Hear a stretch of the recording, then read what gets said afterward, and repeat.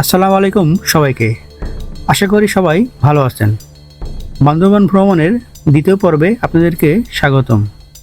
আপনারা জানেন গত পর্বে আমি আপনাদেরকে আলীকদম থেকে 21 কিলো হয়ে কিভাবে খ্যামচাং পাড়ায় আমরা পৌঁছাই তার ভ্রমণ কাহিনী দেখিয়েছি।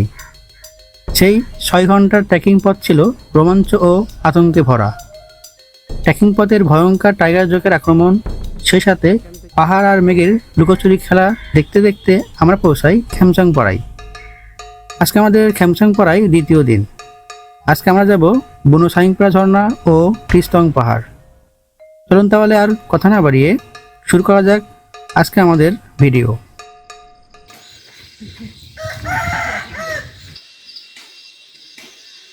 এখন বাজে সকাল 5:30। আমরা ঘুম থেকে উঠলাম। এখন উঠেই যেহেতু রাতে আমরা এখানে পৌঁছাইছি, আপনাদেরকে খ্যামচাং পাড়া কিন্তু দেখাতে পারি নাই, যার কারণে চিন্তা করলাম যে আজকে ভোরবেলা উঠেই আপনাদেরকে খ্যামচাং পাড়াটা দেখাবো। আপনারা এখন এই মুহূর্তে খ্যামচাং পাড়া দেখতে পাচ্ছেন। আমরা কালকে কিন্তু এই বাসাটাই ছিলাম। এই যে এটা হচ্ছে খ্যামচাং পাড়ার ডন দাদার বাসা। আমরা এই রুমটাতেই রাত্রেবেলা স্টে করেছি। তো এখন আমরা খ্যামচাং পাড়ার ভিতরে ঘুরতেছি। অনেকগুলো বাড়ি এখানে রয়েছে। এই জায়গাটাই প্রায় 3-4টা ঘর। আবার এদিকেও কিন্তু ঘর রয়েছে এবং ওদের যে পোষা গরু কিন্তু এই জায়গায় রয়েছে। মোটামুটি সকালবেলা খুব শান্ত বাতাস, নিরিবিলি, ঠান্ডা ঠান্ডা ভাব। গরমকালের কোনো আবহাওয়া এখানে নাই। এটা হচ্ছে আর একটা বাড়ি। সকালবেলায় খ্যামচাং পাড়াটা কেমন দেখতে হয় শুনেছি, অনেক মেঘ টেক আসে, কিন্তু এই মুহূর্তে এমন কোনো কিছু দেখতেছি না। সেই কৌতূহল নিয়ে কিন্তু অনেক ভোরবেলায় ওঠা, যাতে খ্যামচাং পাড়ায় মেঘটা দেখতে পারি। আমরা একটু পরেই সাইংপাড়া ঝর্ণা যাব। এই জন্যই যারা যাবে তারা খুব সকালে উঠে পড়েছে।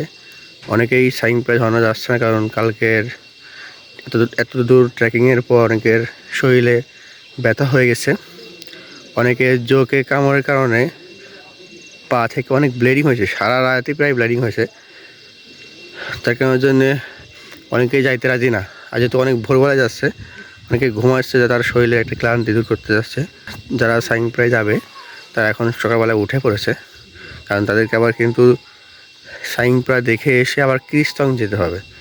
যারা 2টাতে যাবে তারা এখনই সাইংপাড়ার উদ্দেশ্যে রওনা দেবে একটু পরেই। এখন সকাল 6টা বাজে। আমরা সাইংপাড়ার উদ্দেশ্যে যাত্রা শুরু করেছি। আমরা এখান থেকে প্রায় 2 ঘন্টার মতো ট্রেকিং করা লাগবে, তারপরে হয়তো সাইংপাড়ায় পৌঁছাতে পারি। এই যে সাইংপাড়ায় যারা যাচ্ছেন তারা এই যে যাত্রাটা শুরু করেছেন।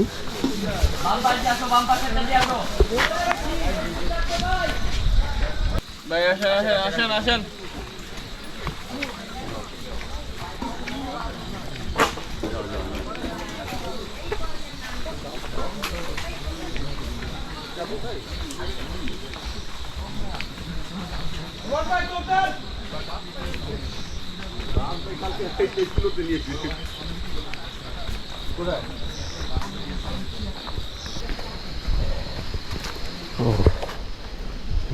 নামা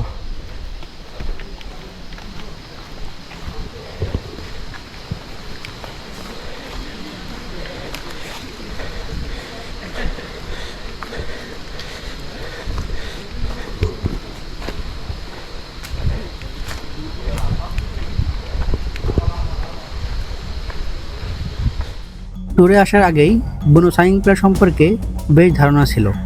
পথটি যেমন কষ্টকর তেমনি রোমাঞ্চ। যাওয়ার সময় বেশিরভাগ পাহাড়ের নিচেই নামতে হয়। ঝর্ণার কাছাকাছি গেলেই অনেকটা পথ উপরের দিকে উঠতে হয়, আর যেটি আমার জন্যে সব থেকে কষ্টকর। কিছুটা নামার পর আমরা একটি ঝিরি দেখতে পেলাম। অনেকে যখন খ্যামচাং পাড়ায় আসেন তখন এই ঝিরিতেই গোসল সেরে নেন, বাট আমরা এবার এসে পাড়াতেই স্বচ্ছ পানি পেয়ে গেছি, যার কোনো জন্য এই ঝিরিতে আমাদের আসার তেমন কোনো প্রয়োজনই হয়নি।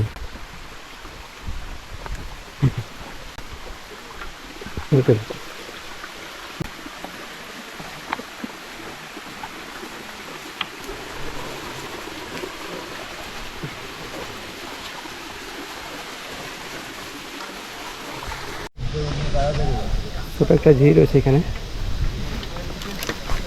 এই ঝিরির পানিটা এদিকে গেছে, এদিকে নিচু আছে, আর এদিক থেকে ঝিরির পানিটা আসছে। আমি এখন ডান দিক থেকে উপরে উঠবো।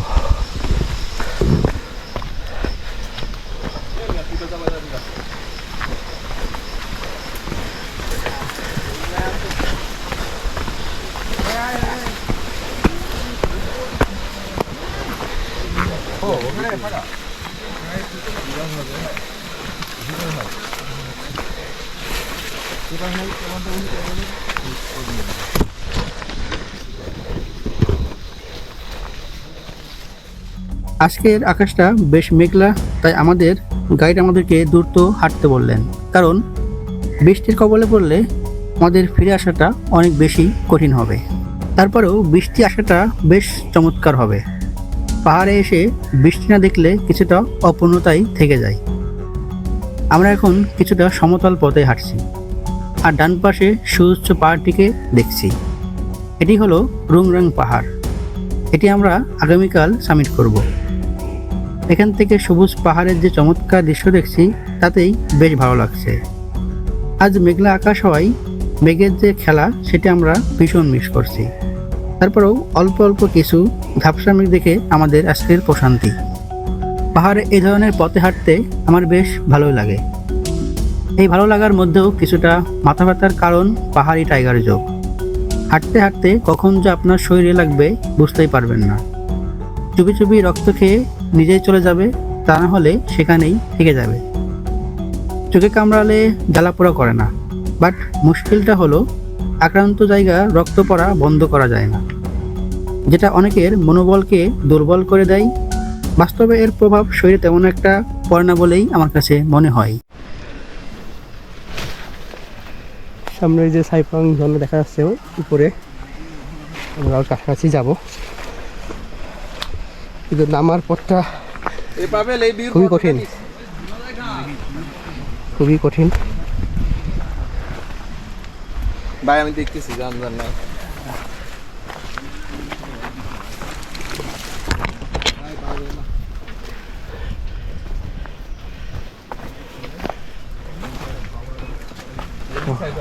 দেখতে এলাম না আজকে মেলা খান একটু। আমরা এখন সাইনপুরা যাওয়ার খুব কাছাকাছি চলে আসছি। আর সাইনপুরা যাওয়ার আগে যে ঝিরিপথটা আছে পাথরের ঝর্ণার, সেই ঝিরিপথ আপনারা দেখতে পাচ্ছেন। এখন এটা হলো সেই ঝিরিপথ। এইদিকে কিন্তু আমরা কিছুক্ষণ পরে এইদিকে কিন্তু যাত্রা শুরু করবো।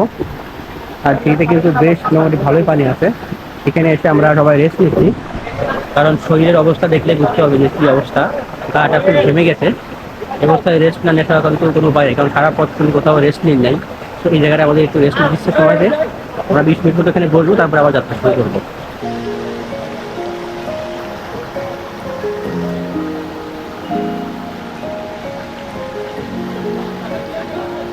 বিশ্রাম নেওয়া শেষে আমরা আবার যাত্রা শুরু করলাম সেই সাইংপ্রা ঝর্ণার উদ্দেশ্যে। এখনও 1 ঘন্টার পথ যেতে হবে, কিন্তু এই পথটি শুধু উপরেই ওঠার। পথটি এতটাই কঠিন যে ক্যামেরা হাতে নিয়ে ভিডিও করা পসিবল নয়। 2 হাতের সাহায্য নিয়েই পাহাড় বেয়ে উপরের দিকে উঠতে হবে। প্রায় 2 ঘন্টা ট্রেকিংয়ের পর আমরা সাইংপ্রা ঝর্ণার একটা স্টেপে এসে পৌঁছাই। এখান থেকে আরও একটু উপরে উঠে এর প্রথম স্টেপে আমাদেরকে যেতে হবে, যেখান থেকে এই সাইংপ্রা ঝর্ণার বেশ সৌন্দর্য উপভোগ করা যায়। আমরা এখন সাইংপ্রা ঝর্ণার প্রথম স্টেপে চলে এসেছি। অনেক উপর থেকে পানি পড়তেছে, বাট পানির পরিমাণ কিছুটা কম।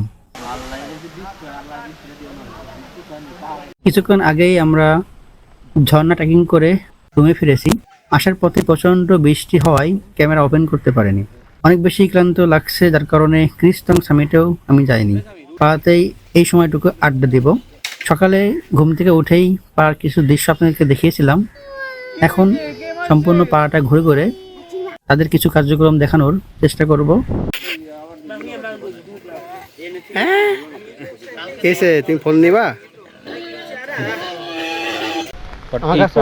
এই পাড়াতে থেকে আমার মানে পুরো ট্যুরের টাকাটা এখানে উসুল হয়েছে। আমার কাছে খুব ভালো লাগতেছে। আমার অনেক ইচ্ছা ছিল যে এখন করে পাড়া ঘুরে দেখবো। অনেক ভালো লাগতেছে দাদা, এরকম পাড়া থাকতে পাহাড়িদের সাথে থাকতে অনেক ভালো লাগে, এত মজা লাগে কি বলবো। জলপাই গাছ নাকি এটা? হ্যাঁ, এটা এটা তো তোমার জাম গাছ, তুমি চেনো না কেন? জাম গাছের পাতা এরকম কেন? শাকও পারছি, কি সুন্দর। কত টাকা লাগে বাড়ি করতে তাই বলতেছে? 70,000 টাকা। 70,000? হ্যাঁ। তার মধ্যে তো আপনাদের কাঠ তো সব আপনাদের, হ্যাঁ বাঁশও তো আপনাদের, হ্যাঁ হ্যাঁ। কেনা লাগে না এগুলা? তারপর 70,000 লাগে? এই বেড়াগুলো তো সব বাঁশ দিয়ে বানানো, তাই না? হ্যাঁ। আমার অনেক শখ এরকম একটা বাড়ি করা। কি তোদের গ্রামে ওই মাঠের মধ্যে পাহাড়ের উপরে? না, গ্রামে করলাম তা কি, আমি তাহলে আমার দোতলা বাড়ি করবেন, দোতলা এরকম। ভাই আমার ভীষণ ভালো লাগে বাড়িগুলো, ভীষণ ভালো লাগে, ভীষণ ভালো লাগে।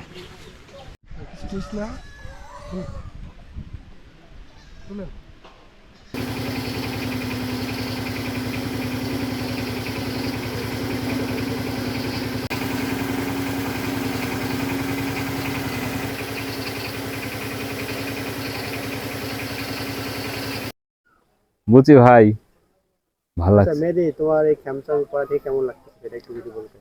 আলহামদুলিল্লাহ, 2021 সালে যখন আমরা কেরকটাং পাহাড়ে গেছিলাম তখন আমরা দার্জিলিং পাড়াতে ছিলাম।